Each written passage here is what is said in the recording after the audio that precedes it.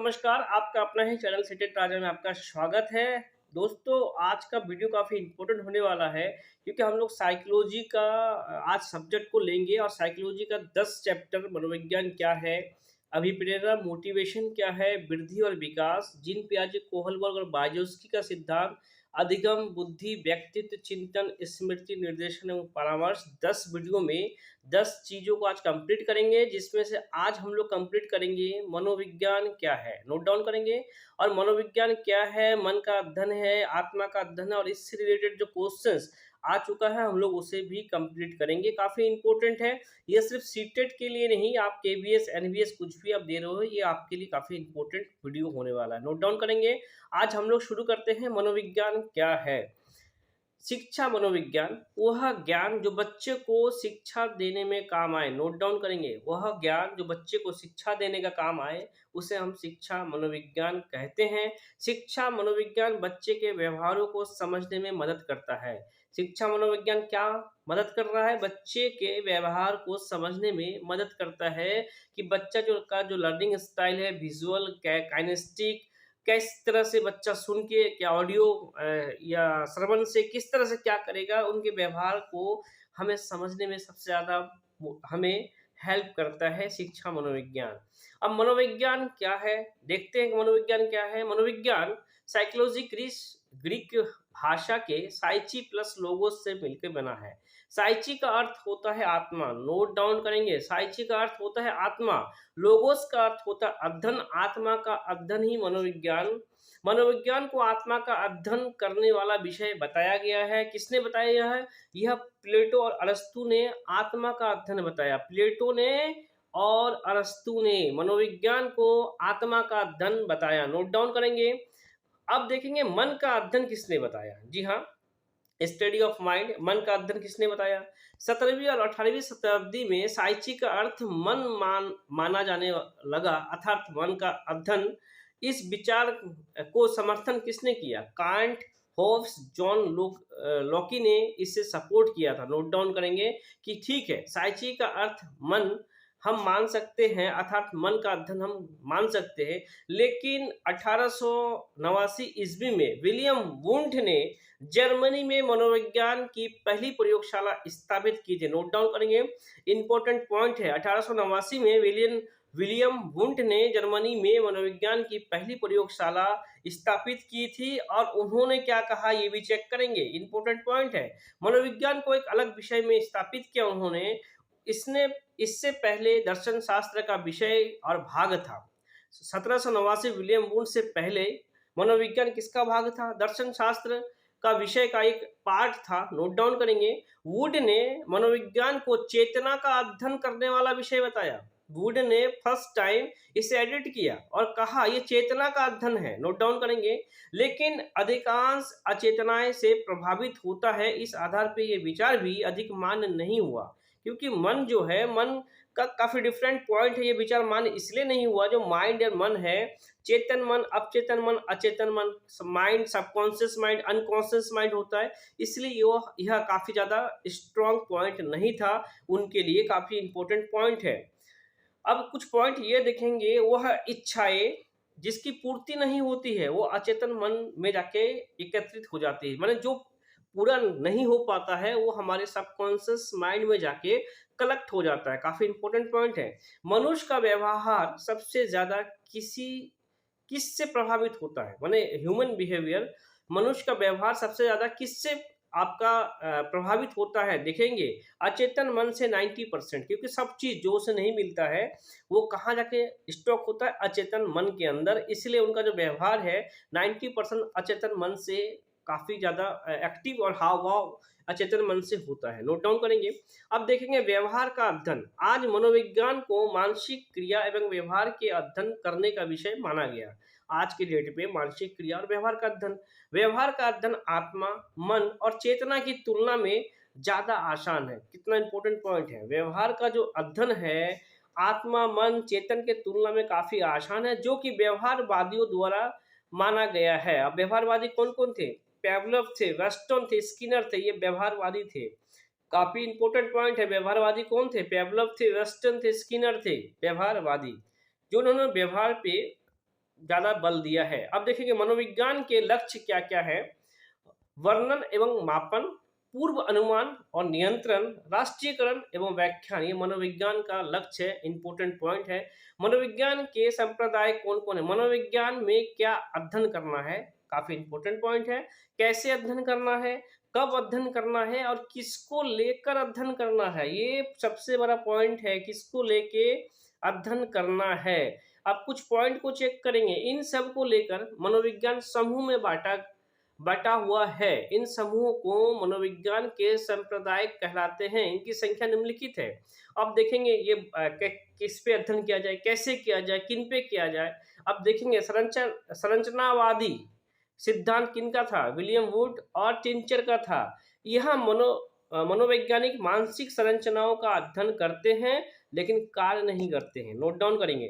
संरचनावादी में William would और tincture ने मानसिक संरचनाओं का अध्ययन करते हैं लेकिन कार्य का अध्ययन नहीं करते, काम का अध्ययन नहीं करते। नोट डाउन करेंगे। और प्रक्रियावादी प्रक्रियावादी में क्या है? विलियम जेम्स, जॉन डेवी और थॉर्नडाइक, इन्होंने दिया था। जिसने फंक्शन पे ज़्यादा जोर दिया। प्रक्रियावादी, हिंदी काफ़ी टफ वर्ड होता है, इंग्लिश को भी आप नोट डाउन करेंगे। फंक्शन, जो फंक्शन पे ज़्यादा जोर दिया था किसने? यह मनोवैज्ञानिक मानसिक क्रियाओं का अध्ययन करते हैं, संरचनाओं का नहीं। नोट डाउन करेंगे। यह मानसिक क्रिया को तो अध्ययन करते हैं लेकिन संरचनाओं का अध्ययन यह नहीं करते हैं। और ये क्या कर रहे थे? मानसिक संरचनाओं का अध्ययन कर रहे थे लेकिन काम का अध्ययन संरचनावादी नहीं कर रहे थे। काफी इंपॉर्टेंट पॉइंट है। अब देखेंगे आधुनिक मनोविज्ञान के जनक कौन है? विलियम जेम्स है, जो कि फादर ऑफ मॉडर्न साइकोलॉजिस्ट है। नोट डाउन करेंगे। अगर आपसे पूछा जाए फादर्स ऑफ मॉडर्न साइकोलॉजिस्ट कौन है? विलियम जेम्स है। अब प्रक्रियावादी के जनक कौन है? फादर ऑफ फंक्शन, वो है विलियम जेम्स। नोट डाउन करेंगे, विलियम जेम्स। अब व्यवहारवादी कौन थे? व्यवहारवादी थे पावलोव, जेबी वेस्टन और स्किनर, ये व्यवहारवादी थे। अभ्यास अनुभव से कोई भी ज्ञान व्यवहार विकसित हो सकता है। इन्होंने क्या कहा? अभ्यास अनुभव से कोई भी ज्ञान व्यवहार को विकसित हो सकता है, बल्कि आईक्यू भी बढ़ाया जा सकता है। जैसे वातावरण देंगे वैसा बच्चा होगा। नोट डाउन करेंगे। व्यवहारवादी ने यह माना, जैसा आप वातावरण देंगे वैसा बच्चा होगा। नोट डाउन करेंगे, काफी इंपॉर्टेंट पॉइंट है। अब देखेंगे संज्ञानवादी। जी हाँ, संज्ञानवादी, संज्ञानात्मक विकास, जीन पियाजे और टोलमैन, ये लोग संज्ञानवादी थे। व्यक्ति का व्यवहार उसके संज्ञानात्मक विकास का परिणाम होता है, इन दोनों का मानना था, जीन पियाजे और टोलमैन। टोलमैन को तो आज उतना हाईलाइटेड नहीं है लेकिन जीन पियाजे काफी हाईलाइटेड है। इनसे क्वेश्चंस बार बार सीटेट में बनना ही बनना है। अब देखेंगे गेस्टल्टवादी, समग्रतावादी कौन कौन थे?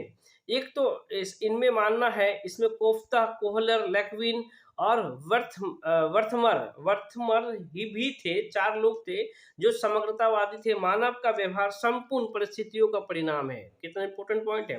मानव का व्यवहार संपूर्ण परिस्थितियों का परिमाण है। मानव के व्यवहार का अध्ययन करने के लिए संपूर्ण परिस्थितियों का अध्ययन आवश्यक है। संपूर्ण परिस्थिति का अध्ययन काफी इंपॉर्टेंट है कि वहां का परिस्थिति क्या है। नोट डाउन करेंगे। अब कुछ पॉइंट लेंगे। मनोविश्लेषणवादी, जी हाँ, ये इन्होंने क्या साइको एनालिसिस एनालिटिकल मनोविश्लेषणवादी क्या है? मनोविश्लेषणवादी सिगमंड फ्राइड थे, जुंग थे और एडलर थे। मानव का व्यवहार उसके अचेतन का परिणाम होता है। इनका मानना यह था, मानव का व्यवहार उसके अचेतन का परिणाम है। अचेतन को जानने के लिए सपने का विश्लेषण किया जा सकता है, मतलब ड्रीम। अचेतन को जानने के लिए उसका ड्रीम का हम विश्लेषण कर सकते हैं। ये अचेतन मन पे इन्होंने ज़्यादा जोर दिया मनोविश्लेषणवादी ने। अब कुछ पॉइंट देंगे। मानवतावादी, जी हाँ, काफ़ी ह्यूमनिस्टिक इंपॉर्टेंट है। मानवतावादी किसने माना? अब्राहम मैस्लो मानवतावादी, एलपोर्ट और कार्ल रोजर ने मानवतावादी को माना। इनके अनुसार मानव एक मशीन नहीं बल्कि एक सजीव प्राणी है, क्योंकि मानवतावादी थे। ये एक सजीव प्राणी, मशीन नहीं है मानव। मानव की अपनी इच्छा, आवश्यकता या मनोवृत्ति होती है। नोट डाउन करेंगे। मानव की, ये तो सच बात है, इच्छा, आवश्यकता और मनोवृत्ति भी होती है। मानव का व्यवहार उसका परिणाम है। नोट डाउन करेंगे। मानव का व्यवहार उसका परिणाम है। काफी इंपॉर्टेंट है। दोस्तों अब इसमें क्वेश्चंस लेंगे जो सीटेट में आ चुका है, शिक्षा मनोविज्ञान क्या है? तो शिक्षा मनोविज्ञान हम लोगों ने अभी ऊपर पढ़ा, व्यवहारिक विज्ञान है, शुद्ध विज्ञान, विशुद्ध विज्ञान कोई नहीं, ऐसा नहीं है। व्यवहार का अध्ययन हम शिक्षा मनोविज्ञान में करते हैं, नोट डाउन करेंगे। अब देखिए प्रारंभ में आत्मा का प्रयोग से किस शास्त्र में किया गया था? सबसे पहले आत्मा का प्रयोग किसमें किया गया था? शिक्षा शास्त्र में नहीं, समाज शास्त्र में नहीं, दर्शन शास्त्र का एक पार्ट में आत्मा का अध्ययन किया गया था, अर्थशास्त्र में नहीं। नोट डाउन करेंगे। क्वेश्चन नंबर थर्ड लेंगे, शिक्षा मनोविज्ञान का अध्ययन अध्यापक को इसलिए करना चाहिए क्योंकि इससे वह दूसरे को प्रभावित कर सके। बिल्कुल गलत। इससे वो अपनी परीक्षा में प्रथम आ सके। अरे बिल्कुल गलत। इसकी सहायता से अपने शिक्षण को अधिक प्रभावशाली बना सके। बिल्कुल सही। इससे शिक्षक को आत्मसंतुष्टि मिल सके, ऐसा कोई थॉट नहीं है। अपना शिक्षण को कैसे वो बेस्ट करेगा शिक्षा मनोविज्ञान के हेल्प से। नोट डाउन करेंगे। हाँ, काफी इंपोर्टेंट क्वेश्चन अभी हम लोगों ने पढ़ा। 1889 ईस्वी में किस मनोवैज्ञानिक द्वारा जर्मनी में शिक्षा मनोविज्ञान का अध्ययन करने के लिए पहली प्रयोगशाला का निर्माण किया गया? तो माल्टन नहीं, अल्फ्रेड वीनर नहीं, विलियम वुड ने प्रयोगशाला खोला था। नोट डाउन करेंगे। अभी हम लोगों ने ओपन में इसे पढ़ा। अब चेक करेंगे क्वेश्चन 5, प्रयोगात्मक विधि का सर्वप्रथम प्रस्तावित किसने किया? माने प्रयोग। जी, सबसे पहले किसने प्रस्तावित किया? राइस ने नहीं, वुड ने नहीं, कैटल ने नहीं, विलियम वुंट ने सबसे पहले प्रयोगात्मक विधि का सर्वप्रथम प्रस्तावित किया था। नोट डाउन करेंगे, विलियम वुंट। अभी हम लोगों ने ऊपर रीड किया ऐसे। अब क्वेश्चन नंबर 6 लेंगे, काफी इंपोर्टेंट क्वेश्चन है। बाल मनोविज्ञान का केंद्र बिंदु क्या है? विद्यालय है? बिल्कुल नहीं। शिक्षण प्रक्रिया नहीं। बाल मनोविज्ञान का केंद्र बिंदु एकदम बालक है। बालक केंद्र में बैठा पड़ा है। नोट डाउन करेंगे। अच्छा शिक्षक नहीं है। क्वेश्चन नंबर 7 लेंगे, काफी इंपोर्टेंट क्वेश्चंस। व्यवहारवादी का संबंध किससे है? जी हाँ, नोट डाउन करेंगे। व्यवहारवादी का संबंध किससे है? वंशानुक्रम, वातावरण, दोनों से। नोट डाउन करेंगे। व्यवहारवादी दोनों को जोड़ दिए थे। नोट डाउन करेंगे। व्यवहारवादी का संबंध दोनों से है। काफी इंपोर्टेंट क्वेश्चन। दोस्तों नेक्स्ट वीडियो में हम लोग आगे का चैप्टर लेंगे। अभिप्रेरणा से क्या है, इनको कंप्लीट करते हुए इनसे क्वेश्चन सॉल्व करेंगे। दोस्तों चैनल पे आपको 2011 से लेकर 21 तक का previous year paper, digital class content दोनों को कंबाइंडली कर लेंगे। इस बार का सीटेट स्मूथली ट्रिकी वे मैजिकल तरीके से आप फर्स्ट अटेम्प्ट में निकालोगे। सीटेट का बनना है राजा, सब्सक्राइब करें सीटेट राजा। जय हिंद, जय भारत।